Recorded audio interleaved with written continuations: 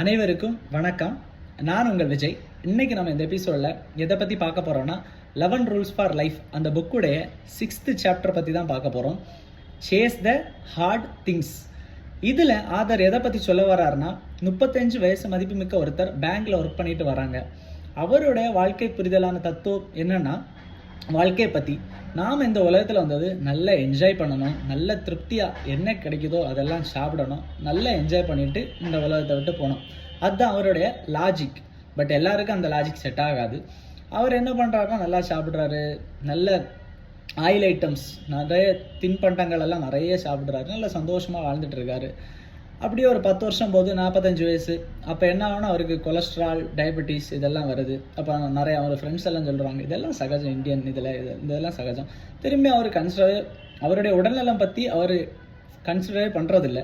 திரும்பி நல்லா சாப்பிட்றாரு, திரும்ப 50 ஆகுது. அப்போ டாக்டர் சொல்கிறாரு, அவர் வெயிட்டு அதிகமாக போட்டுறாரு, அன்கண்ட்ரோலில் 120 kg ஆயிடுறாரு. அப்போ அவராலே அவரை உடம்பை கண்ட்ரோல் பண்ண முடியாது. அப்போ என்ன, அவர் ஓவர் ஃபேட் ஆகிட்டார், வெயிட்டு ரொம்ப ஏறிடுச்சு. அவர் ஹெல்த்தில் அவருக்கு ஒரு சின்ன கான்ஷியஸ் கூட அவர் ஹெல்த்தில் எடுக்கிறதே கிடையாது. அப்புறம் என்ன ஆகுது, டாக்டர் திரும்ப மெடிசன் எல்லாம் கொடுத்து, நீங்கள் வெயிட்டை கம்மி பண்ணணும், உங்கள் ஏஜுக்கு நீங்கள் 120 இருக்கக்கூடாது, 80 kg தான் இருக்கணும் அப்படின்னு சொல்கிறாரு. பட் இவர் திரும்பியும் கேட்குறதில்ல. அவருக்கு நல்லா சாப்பிட்றாரு, பிடிச்சதெல்லாம். 52ல் ஹார்ட் அட்டாக்ல செத்து போகிறாரு. இதுதான் நிறைய பேருக்கு நடந்துட்டு இருக்கு இன்னைக்குள்ள லைஃப் ஸ்டைலுக்கு. அதான் ஆதர் சொல்கிறாரு, சேஸ் த ஹார்ட் திங்ஸ். நீங்கள் சீப் டோப்பமைனால தான் அந்த கேரக்டரான ஆள் அவருக்கு ரொம்ப கஷ்டப்படணும்னு எதுவும் இல்லை. சும்மா பேங்க்கில் வேலைக்கு போயிட்டு வராரு, வந்த உடனே டிவி முன்னாடி உட்காந்து தின்பண்டம் சாப்பிட்டுட்டே இருக்காரு கண்டினியூஸாக. எதை பற்றியும் அவருக்கு கவனிக்க தேவையில்லை. அவர் கஷ்டப்படவே வேண்டாம்னு நினச்சிட்டாரு.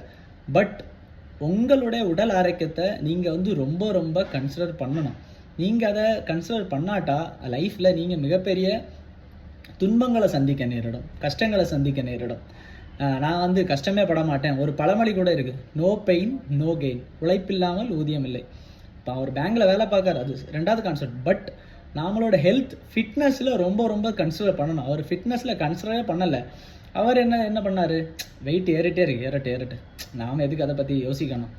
ஒரு கட்டத்துக்கு மேலே உங்களால் உங்களே கண்ட்ரோல் பண்ண முடியாது, நீங்கள் நினச்ச விஷயங்களை கூட பண்ண முடியாது உங்கள் வாழ்க்கையில். அந்த மாதிரி இருக்கக்கூடாதுன்னு சொல்கிறார். அதனால தான் சொல்கிறாரு, சீப் டோப்பமைன்ஸ் கிரியேட் ஆகும். நாம் பெருசாக நம்ம எதுவும் இது பண்ணலை, நம்ம ஹெல்த்தில் கான்ஷியஸ் பண்ணலை, நாம் ஜஸ்ட் வேலையை போய்ட்டு வரோம், நம்மளால் எதுவுமே பண்ண முடியாது. அதான் சில சேஸ் த ஹார்ட் திங்ஸ். அதுதான் நல்ல டோப்பமைனை உருவாக்கும், வாழ்க்கையில் அடுத்த கட்டத்துக்கு எடுத்து செல்லும்.